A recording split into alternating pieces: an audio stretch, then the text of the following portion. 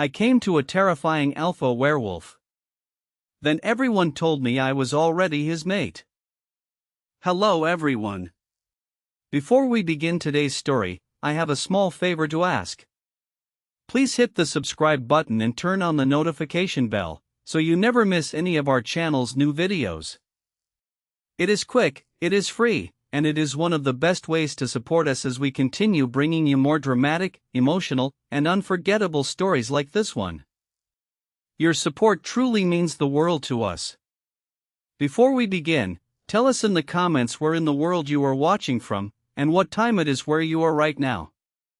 We love seeing how far these stories travel, and discovering who is joining us from around the world today.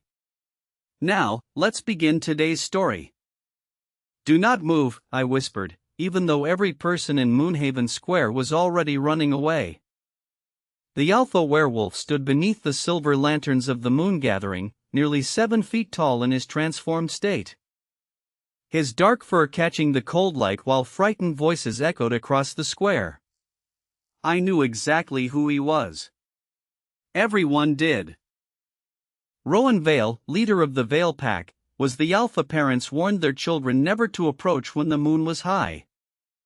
They called him terrifying, cursed, impossible to control. Yet as I watched him from 20 feet away, I noticed something everyone else seemed to miss. Rowan was not chasing anyone. He was backing away from them. His claws pressed into the earth as if he were using every ounce of strength to remain still. Elliot, get back, someone shouted. I should have listened. I was an Omega with no special rank, no powerful family, and certainly no experience calming an alpha werewolf. But fear did not explain what I saw in Rowan's pale gray eyes. There was awareness there, and beneath it, something far more human. He was afraid of himself. I stepped closer. Rowan released a warning growl, but I stopped only long enough to study him. My mother had taught me an old phrase when I was a child. Words she claimed came from a forgotten moon language. I had never understood why she insisted I remember them. Now they returned without effort. The moon sees the wolf, I said, softly, but the soul chooses the path.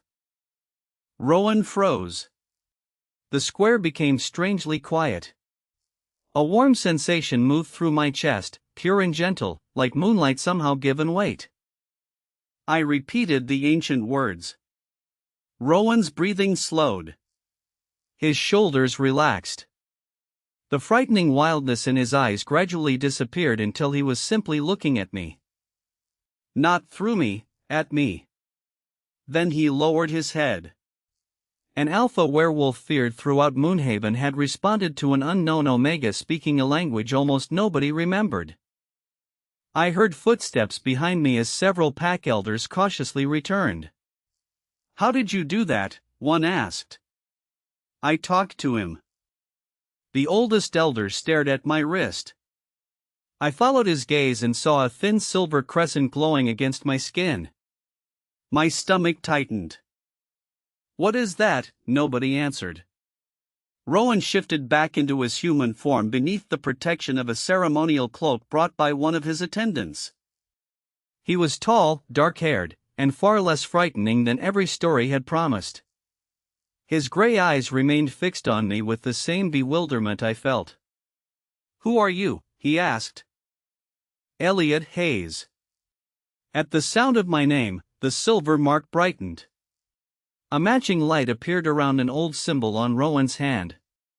Suddenly every elder in the square went silent. What? I demanded. Why is everyone looking at me? The oldest elder stepped forward. His expression caught somewhere between wonder and disbelief.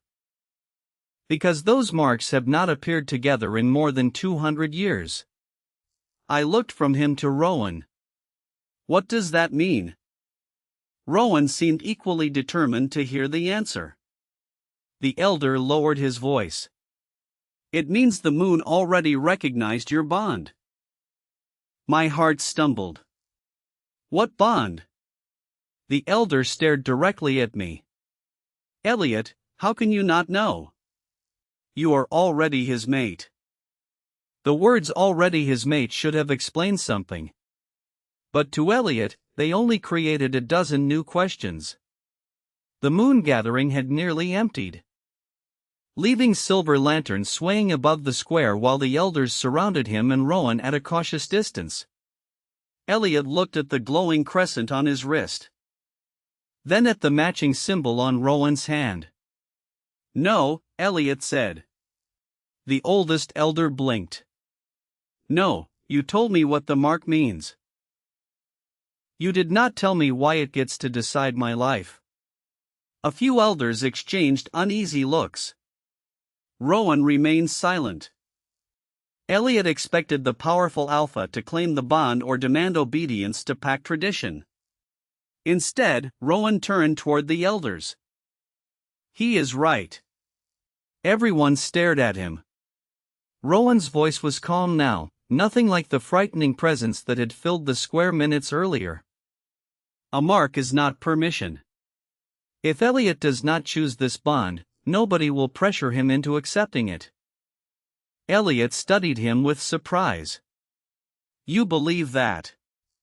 I have spent most of my life being told what I am because of something inside me I did not choose.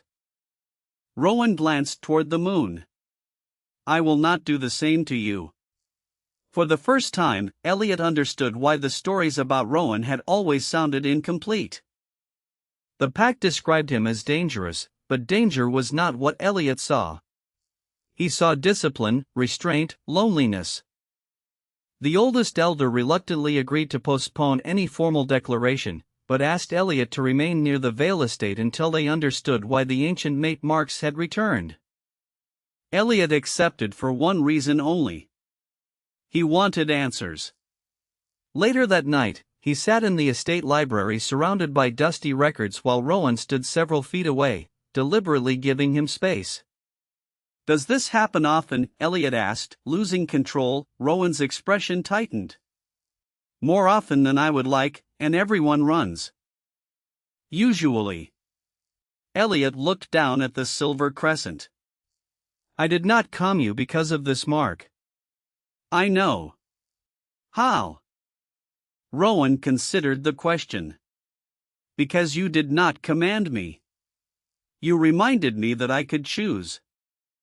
The answer stayed with Elliot. He opened an old pack chronicle and searched for the phrase his mother had taught him, but found nothing. Then Rowan suddenly gripped the edge of the table. His breathing changed. The silver mark on Elliot's wrist warmed instantly. Rowan, stay back. Elliot did not move closer. Instead, he repeated the ancient words from across the room. The moon sees the wolf, but the soul chooses the path. Rowan closed his eyes.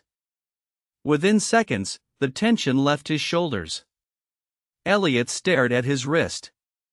The mark had responded before Rowan showed any obvious sign of distress. That was not romance. It was information. This bond consents you, Elliot said. Rowan opened his eyes. Apparently.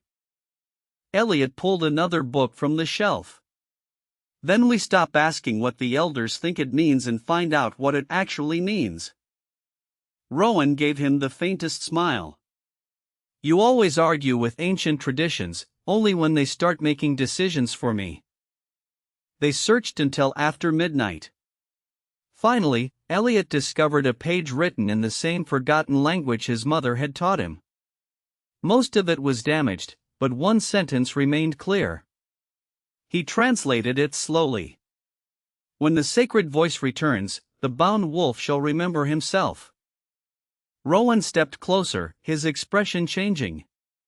Elliot continued reading and found a second line almost erased beneath it. The maid is not the master's chain. The maid is the mirror of choice. Then he noticed a royal crest stamped at the bottom of the page. One name remained beside it.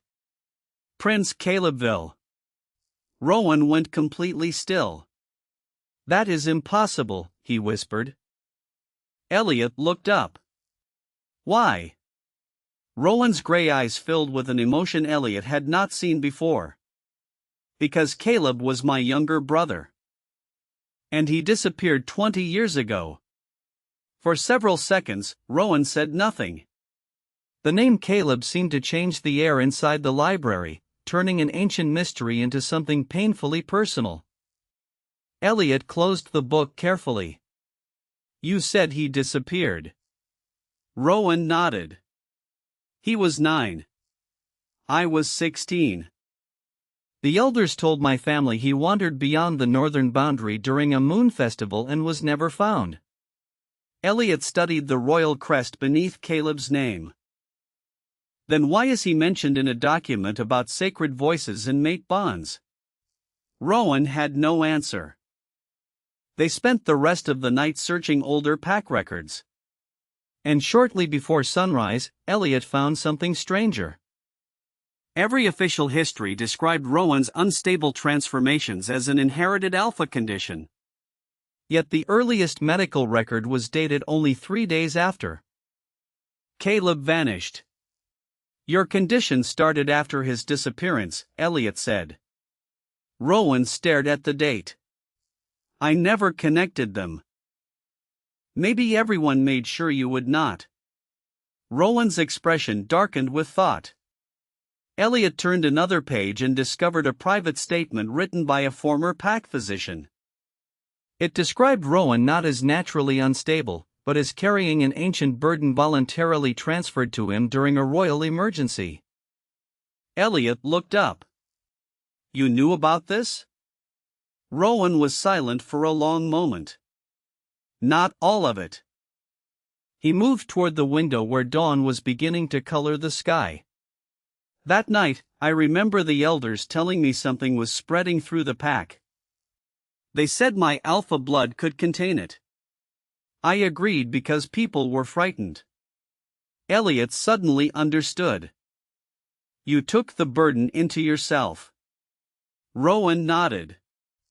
Afterward, the transformations became harder to control. Elliot felt anger rise, not at Rowan, but at the story Moonhaven had built around him.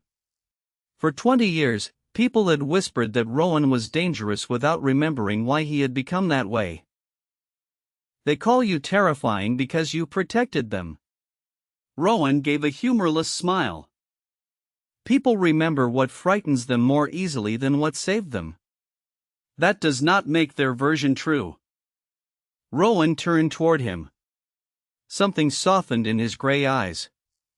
Elliot realized that everyone else seemed to approach Rowan as either a leader to obey or a threat to avoid. Elliot could do neither. He wanted to understand him. They continued searching until they found a sealed letter hidden behind the physician's report.